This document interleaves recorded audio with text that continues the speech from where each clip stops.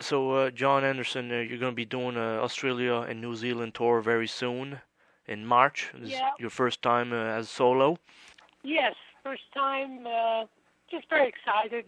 I love doing my show. The one-man show, just me and some acoustic guitars and piano, and talk about my life. Sing about 20 songs. It's about 2 hours long, the show sometimes. Depends on the audience, of course. And with this, you're promoting Still Open, the project, the album, and this Yeah, concept. everything that I do, really. I'm just busy doing a lot of different kinds of music. So, Now, currently, how many projects are you involved in, like right now? probably six at the moment. I'm working with a project in Los Angeles, and producer. Also working with a producer in London, and another couple of guys I'm working with projects. And it's because of the internet, you're able to work with music on such a different level. And in that sense, the internet has evolved you in a sense in another era. Of course, yeah, it's a great way of creating because you're constantly,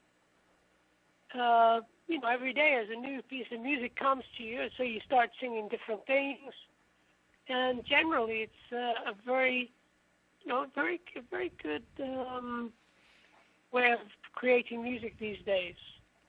Something I find interesting on when you go on your website, johnanderson.com, your biography is so well detailed. How long did it take you to establish this, let's say, to write it all up?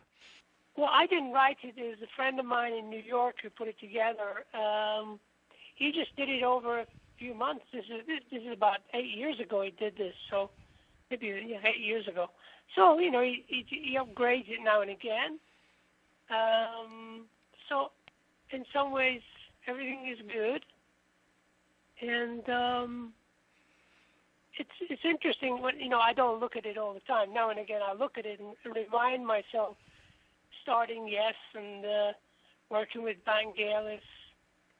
The things that I've done over the years is it's quite a big picture. Throughout your whole career, have you, looked at how many albums you think you've managed to sell throughout your whole discography of music, from the beginning to now? Well, I've been involved in selling probably, I think, maybe 30 million records over a period of time.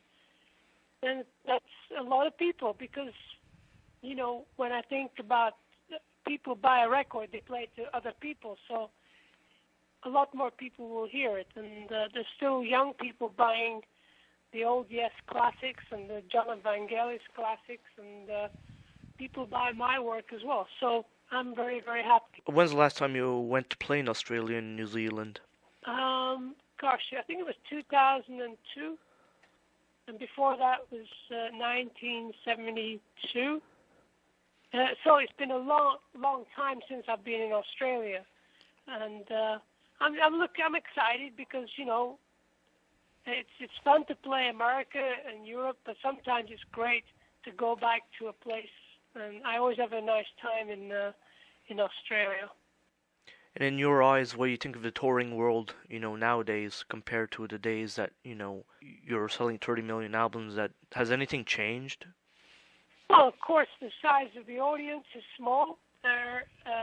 It's more intimate.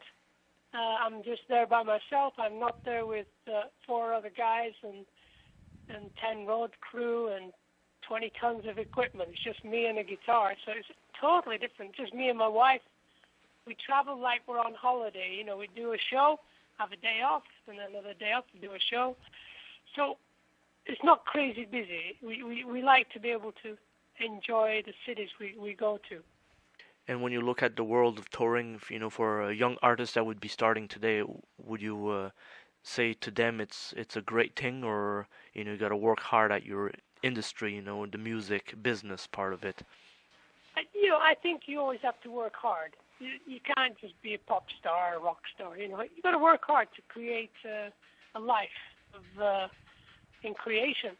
And when you start trying to be a rock star or something like a big star, that's the end of the game for me. I don't believe in that. I believe in creating and being responsible for your work, and always be on top of your game, you know?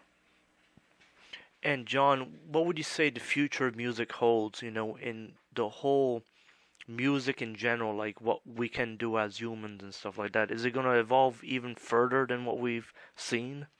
Oh yeah, we're really at the beginning of an amazing musical period. We're sort of in the the next 10, 20 years, music and visualization are just going to explode. I think we've been going around in sort of circles in the last 20 years, and if you watch the Grammy Awards and you see the music isn't changing so much, it's good. It's pop music, it's country music, rock music. It's been the same for 20, 30 years.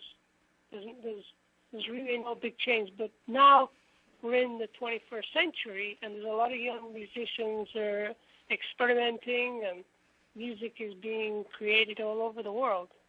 Now, John, let's say for starting your project, Open, where did this first idea come from to make this album? Well, I've been playing chords for about a year. I've been playing these different chord sequences, very much like a famous composer in England called Vaughan Williams. And I just like the idea of creating a long-form piece of music. It's like a big exercise, plus it's like a musical journey. So I go on the musical journey. I created the whole piece with guitar. And then a friend of mine who lives just 10 miles away, he came by and I played it to him, and he's a very good orchestrator. So he did an orchestration of the music, and that inspired me to write the lyrics and get the songs together and add young musicians to drop in.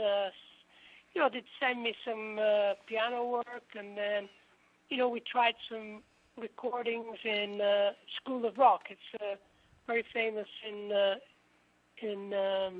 New York, New Jersey, and we had a couple of young guys play on it, and then I got some singers from the local school to sing on it, and my wife sings on it.